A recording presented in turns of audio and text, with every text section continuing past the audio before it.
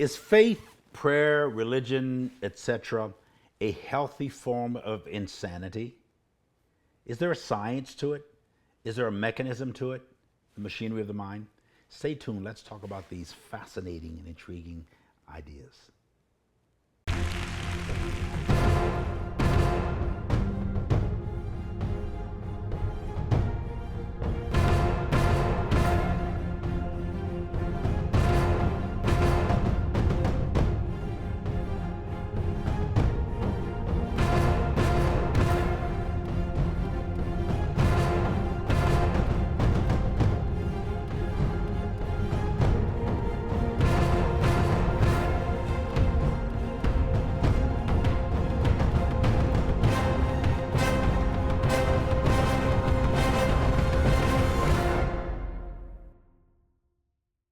Hello, I'm Carlton Pearson, and welcome to Expanded Consciousness or Streaming Consciousness, a higher dimension of thinking and being and perceiving, speaking, believing, and acting, imagining, if you will, because we do a lot of imagining, and our life is filled with imaginations and fulfillments of those imaginations. I'm talking about a healthy mental illness called faith. Is faith, a religion, and all that a kind of insanity? And if it is it harmful? Of course, it can be, but it doesn't have to be. I'm coming to what some may consider a premature conclusion that I'm crazy, that this whole faith thing is a form of insanity. And when I say illness, as in mental illness, I mean inaccuracy. It is a mental inaccuracy. To be insane is to be without sanity or sanitation, without sanitized or pure, uncontaminated thoughts. I think everybody has aspects of that they experience at various levels every single day. So I'm titling this tonight, The Insanity or Mental Illness of Faith and Its Power Over and in Your Life. And I want to begin with this question. Is faith, prayer, religion, etc., a healthy form of insanity? First of all, is it insanity? And is it a healthy form of insanity? Or if it is insane, is there something positive about that insanity? All inventors, anybody who's ever created anything in the science world, is considered in some ways insane at first. Albert Einstein, who's one of the most noted geniuses in recent history, was considered retarded or mildly retarded as a child.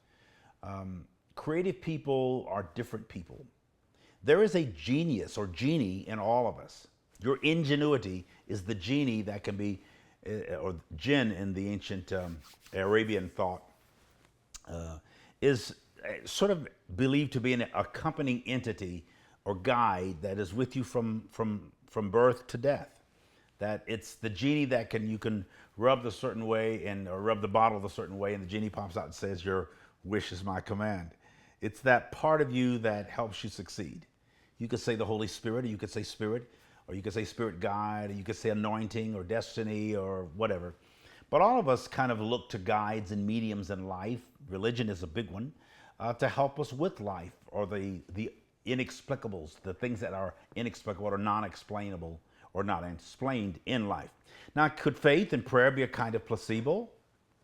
Is it actually treating an illness, or do we just think it does? Because people pray inadvertently. People pray consciously and unconsciously, awareingly and unwaringly, intentionally and unintentionally. Prayer is just wanting, wishing, hoping, sometimes worshiping. Prayer means that, prosukomai in Greek, is to pros forward, to seek or want or desire forward.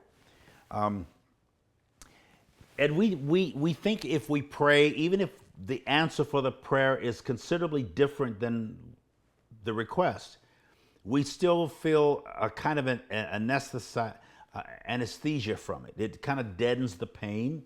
Like if you have a loved one that's severely ill and dying of, say, cancer, and everybody's praying and believing,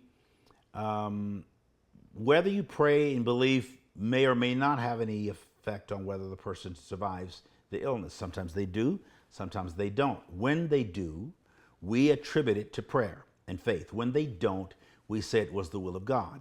their time had come. We rationalize how unanswered prayers can be legitimately unanswered. And we don't lose trust in God or belief in our belief. Not just belief, but belief in our beliefs. So that's why I said, could faith and prayer be a kind of placebo and that comes from the Latin word placere, which means to please, to satiate, or to placate is a better word, actually. A placebo is designed merely to calm or placate someone. You say, okay, take two, like a doctor may say, take 2 pills and call me tomorrow. We might say 10 rosaries. Or, Muslims use the little prayer beads to repeat something however many times. Get yourself in some kind of routine or therapy or some kind of regimen that makes your faith kinetic rather than just potential. Do something. And if you do this, you may not change the situation, but you'll feel differently about it. It's like drinking a glass of wine. If it has a little kick to it and kind of gives you a little bit of a relaxing feeling or takes some of the tension out of the moment. A lot of people will come in from work and they'll have, I don't know, some kind of drink.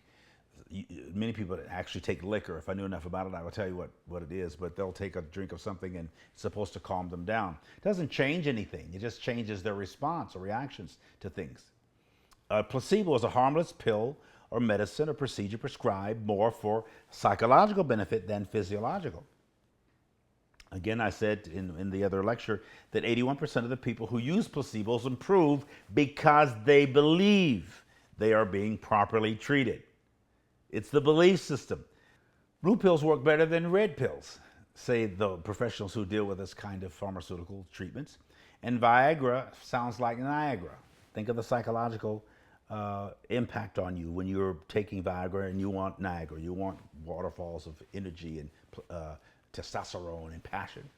The number one prescribed drug for those 18 to 15 is antidepressants. There's something about life, and that's a large number of people. The number one prescribed medication is antidepressant for people 18 to 50 years old. What does that say about the culture? What does that say about society? Why all the mental anguish? Why all the depression? Again, mental illness is defined as a condition which causes serious disorder and sometimes disorientation in a person's behavior and a person's thinking. Possibly every other person or every second person you pass on the street is mentally ill, including you. There's some inaccuracy about the way you're perceiving yourself and life.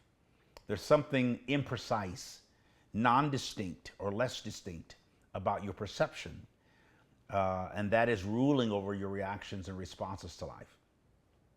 So insane asylums, or what some folks call mental institutions or crazy houses, are probably filled with just a fraction of those who in some ways on a clinical basis would be allowed to or permitted or admitted into those asylums. People are sick. And many in the churches are. I mean, they're into some kind of superficial, superstitious, cultish mentality about God and angels and demons and heaven and hell and prayer and rosaries and beads and candles and praying a certain direction, whether to the east or 5 times a day like Muslims, or twice like Jews, or several times or once a day at least for certain Roman Catholics and other Protestants. There are various forms and rituals, whether you're wearing a rabbit foot on your neck or a crucifix or a cross or something hanging in your car to ward off evil spirits or protect you from evil. We have these superstitious beliefs. There are forms of mental illness, but they keep us from being completely chaotic at the same time, because maybe people would just go berserk if they didn't have these little placebos that makes them think they're getting better. The moment, I'm quoting Dr. Joe Dispenza, a new friend of mine again, the moment you feel the way you think the way you feel, and vice versa. Your body believes what you think, and you think what your body feels. Often the body, soma, is conditioned to be in the psyche of the mind. It tends to be the leader, the body does. It tends to be the controller. from sexual desires to appetites for food, to your choice in the decorations in your home, to what movie you may go to. So if you want to heal yourself by thought alone, and if you want to create something new by thought alone, then you must become thought alone. Thought only or thought primarily? Actually, you are primarily thought. We are what we think most about. We become what we think most about. We realize and express and experience what we think most about. That's how powerful, creative, and inventive thoughts are. That's why the whole idea of science of mind is so practical and so powerful. So I think this feeling, this placebo, that prayer and faith ought to be able to get us out of mental, moral, or material health crisis is worth paying some attention to. People pride themselves in saying, I'm not religious, I'm spiritual. It's kind of the same thing, except one is less clinical. But they're very similar. They have to do with belief systems, meaning thinking. What does stuff mean? There is a science to it. There's a science to mental illness. There's a science to the placebos that we use to address the instability of mind. There's a science to the antics or tactics, the spiritual or practical or principled things we do to address the discomfort of human beings being human, managing our pain, the behavioral modifications, the coping mechanisms. We all have them. There's a science to it. Mental illness, and I think illness in general, or to all the so-called maladies of the human encounter, basically goes after us at a spiritual level, even if there's a biological or chemical or psychological explanation for it. They go after our essence. When you become uncomfortable with who you are, essentially, you're ill, you're diseased, you are dis-eased, you have great tension. When you cannot be comforted by or comfortable with yourself and your soul as you are, and most of us aren't, we create these tensions around a reality that doesn't make sense to us. We're always trying to fix it. I mean, that's part of what I'm doing now. I'm addressing issues that should address something that you or me or a lot of us feel needs to be fixed. Does it need to be fixed or rearranged? That's kind of common to think that it should be. When we talk about spirituality, that term can be fairly nebulous. What we may be talking about is meaning making or making sense out of stuff. Trying to make and calculate or come up with some kind of summation for the things that don't make sense to us.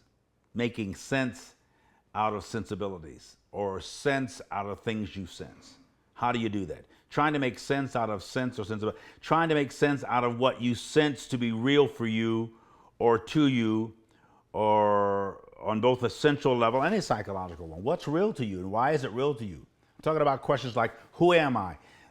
Why am I? What am I doing here? What's my purpose? What are my passions? Why do I exist? And what are my deepest held beliefs? And why do I believe them? Those are our quests for meaning, for significance. That's kind of spiritual. What's this all about? Why am I hurting? Where does the pain originate? Why am I uncomfortable or uncomforted? Why do I feel less than or other than or inadequate or incomplete or diminished or demeaned or less than? Who told me I was naked? It's kind of like the scripture in Genesis where God says to Adam and Eve, who told you you were naked? Who told you you were uncovered or less than covered? In a sense, spirituality is exactly all of that. Essence, purpose, meaning, identity, worth. These are the speculative ideologies that sometimes lead to mental illness or that mental illness attacks. Essence, purpose, meaning, identity, worth. Just asking those questions and seeking those answers does lead people to feelings of despair. That's why these kinds of discussions, and there are not near as many of them as there ought to be or should be, publicly available to people. But I have it because there's so many people, including me, who go through these periods of inaccuracy, profound inaccuracy, which is a sense of illness. A sense of illness. Like, am I crazy? Yes, whatever crazy is. That's insane. It might be. That doesn't make any sense at all. Some things don't. Deal with it. Well, G. G? What does G mean? Dang. What the hell? What the heck? What the fripp? Or what the fripp? What do you do? What do you say? How do you handle it? Shut the front door. What's that? Hey, did it get you on that? So while medication can defend against these crazy attacks by restoring some kind of equilibrium or helping us build our resilience, moderating our out of control moods, medicine can't actually by itself do the hard work of healing the damage done to the who am I and what am I here for part of our lives. Who am I? Who is the who am I and what am I here for part of it? How is that damaged? What insults or demeans or assaults that part of you? And why does it? How does it? Do you allow it? Do you permit it? Do you believe in it? We all have somehow subscribed to this sexually transmitted disease that we call life, human existence on planet Earth. We have subscribed to it. What an intriguing journey or journal. Who wrote this script? And why do we subscribe to it? Who wrote it? Who's the originator of it? Is our life a choice or just a chore? Or choice for and of the chore? Is it typified by our selected, adopted, or prescribed management style? How do you manage your humanness? How do you manage your life? Our lives consist of a range of developed and adopted coping mechanisms, behavioral modifications, tools for managing our pain, or what some view as penalties of being alive. Pain and penalty come from the same, punitive punishments. Some people think life is just a big punishment. It's a big penitentiary. Pain, penalty, penalty. We all travel along, but none of us travels alone. We all have passengers. We pick up hitchhikers along the way, free riders who accompany our journey. Thoughts, memories, opinions, voices, choices. We hear all that. Millions of opinions in any given day. We actually hear, we don't pay attention to all of them, but we hear them and we focus in on ones, and the ones we focus in are the ones we tend to agree with or believe are legitimate, or we argue with them. We spend a lot of energy refuting them or refusing them. Why? Because they intimidate us? Or they suggest that we're something other than we are? These are all side effects of being humans. Humanity has side effects. And then do the prescriptions that we take to address our humanness have side effects as well? When you watch television and you hear of them announcing or advertising some particular medication that's supposed to address a particular illness, but the side effects go all the way up to death. And by the time they get through telling you of the possibility of these side effects, it's like, who would have enough courage or foolishness to even try the medication? Because it addresses one illness and brings all these other ones with it. And yet they run those millions and millions of times, and millions of people evidently are buying the medication. They're risk takers. We're all crazy in one sense. That's not all bad. That's not a denunciation. It's not even a criticism. It's an observation of the human culture. So what about these side effects? And then, are there side effects to our divinity? Do they compete or do they complete? How are they connected? How are the side effects of our divinity compliant with our overall being? Because there are side effects of being human. One of the side effects of being divine is creative, is the ability to create, the power of the mind, the inventive qualities of consciousness. that we actually can create our realities and do create them. And in my previous lectures, I've talked about when I talk about the anatomy of spirit and science, scientific reasons, support of the soul, and or the science of the soul. I talk about clinical, scientific explanations of consciousness, past, present, and post, that or some aspects of infinity. I'm not generally, or as a rule, a suspicious person. I'm curious, I'm interested, but I'm not suspicious. I am, however, profoundly interested and curious about life and about living. To be suspicious is to have or show cautious distrust. I know people that are that way about everything and everybody all the time. It's a form of insecurity. Many people, perhaps most, possess or nurture an inner feeling or a thought that life in or of itself is guilty of or prone to betrayal, inequity, prejudice, disloyalty, and basically cannot and should not be trusted. That's some people's attitude about life. They assume life almost as if it's an entity or a personality that cannot be trusted, that is prone to betray you, that life is going to abandon you, life is going to give you the short end of the stick, that somehow you're going to befall, or bad things are going to befall you, that it's just not going to work out. You just have this feeling. Some people have that same feeling about God. We feel intrinsically vulnerable, exposed, and either or ill protected, insufficiently or inefficiently protected, that there's no real covering. Most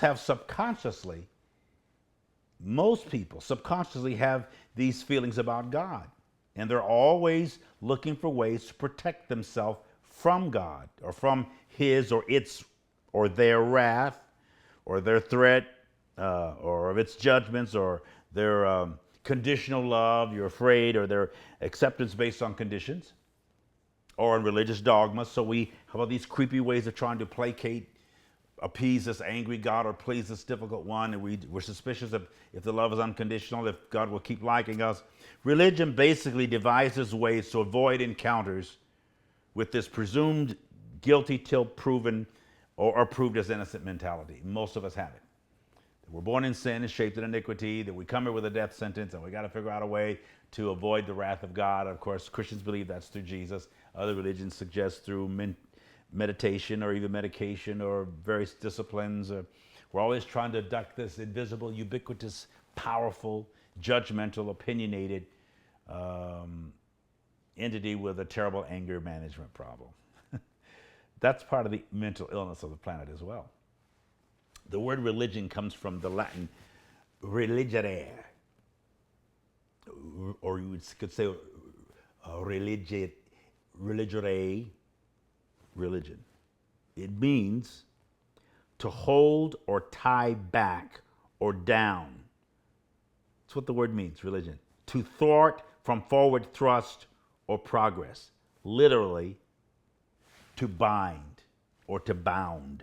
Religion is a system of control based on unchallenged dogmatic belief, which holds back the progress of consciousness, which is knowing, but insists or substitutes knowledge with faith or belief.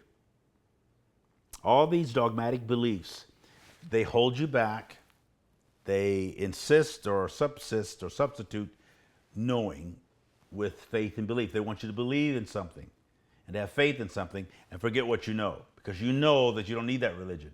You know that all those restraints and dogmatic complaints and constraints are not necessary. You're not that dangerous. You're not that evil. You're intrinsically good, and you know that. But religion suggests otherwise. And that again is another form of mental illness. Confusion. So people abdicate, or they are abducted souls. When I say abdicate, you walk away from your royalty, from your status, from your throne of being of a human being being human. Or if you're abducted, that you're taken away against your will.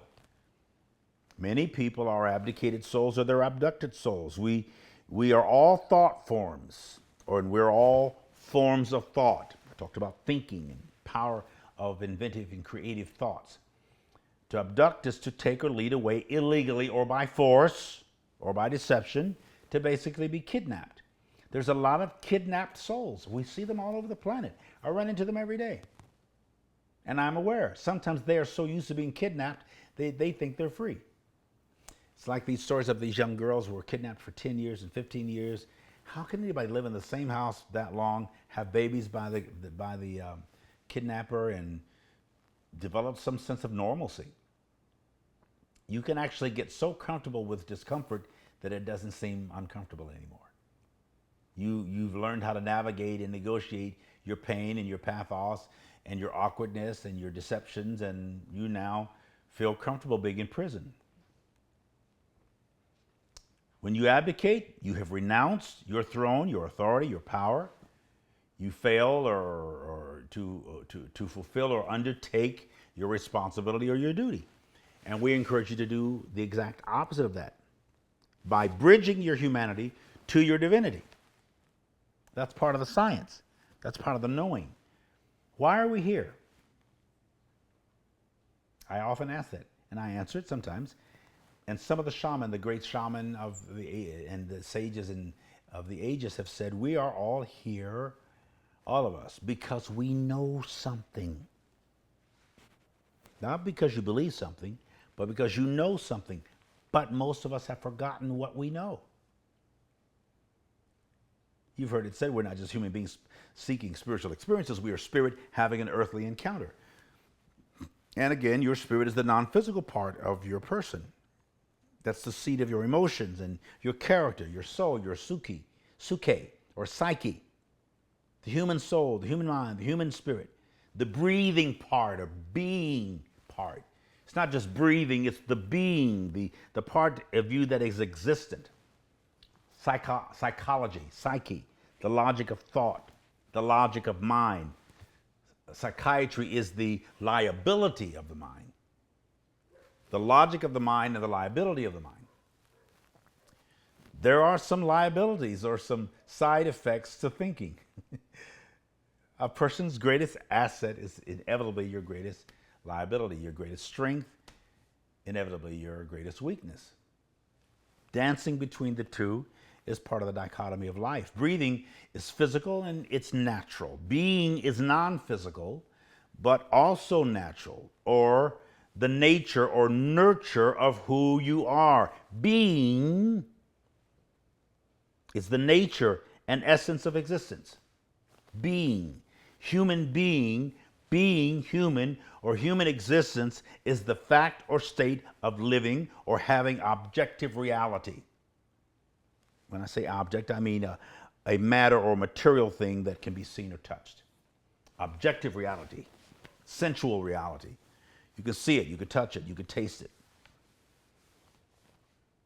You are a matter of fact, or you are a material fact. And a fact is a thing that is indisputably the case. This is the case. I am, I exist. I am a feat, that's a thing done. To defeat is a thing undone.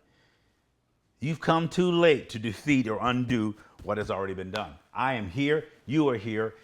That cannot change it and will not change. Even though physically you may go away, you will always exist. You are infinite. You're an infinite being. Relax in that. Love it. Embrace it.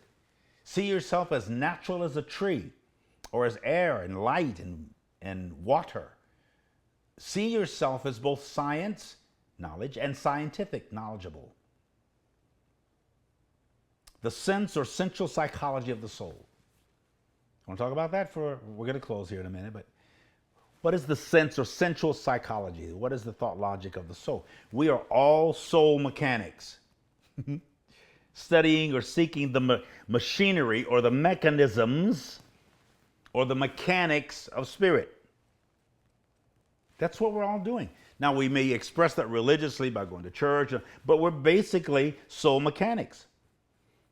We're not asking just why am I here, but where and what I think or believe about the experience that I'm here. Where did I get this belief that I'm actually here, or this experience of being. What is this? Is it an illusion? Is it real?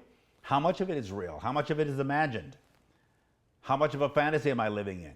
Did I actually create this? Do I have that kind of power? And if I can create it, can I recreate it or uncreate it? Maybe. A mechanic is a person who repairs or maintains machinery. So when I say you're a soul mechanic, machinery is the organization or structure of something. Okay, the mechanics really. In a more archaic sense, a mechanic is a manual laborer or artisan. So we're all manual. We handle things. Manual, that means you do it with your hands. You're an artisan, someone who works with his hands to repair, or who handles, manipulates a machine. That's what you are. That's what I am. That's why we have these kinds of conversations. How do we carry out our mechanics? Are we skillful? Are we artistic? Are we aware? Are we maximizing our potential to be a mechanic on the machinery that we call life or soul or being or existence? That's the new wave of consciousness that we're coming into, this age of enlightenment that we call Aquarius. People are now putting the books down. They're not just going by the books or the clinical approach. They're going by a more sensual and spiritual approach. And it's becoming more effective and more practical and more successful. That's what you can do. That's what you actually are doing. You wouldn't have even listened to this tonight if you're not already in that vein of thought. You connected to a lot of what I said. Some of it you have to hear repeatedly. I've got to go back, and I write everything now because I'm, producing books all the time. But it's very fascinating when I sit down to write what flows, what comes as I just let it flow. It's in me and it's in you, and I'm sharing what's in me with you, and I hope you'll share it with others. I'm Carlton Pearson. You've been watching and listening to Streaming Consciousness, a higher dimension or expansion of your own self and soul. I hope you enjoy being you, getting to renew and know yourself all over again for the first time. See you again next time. Goodbye.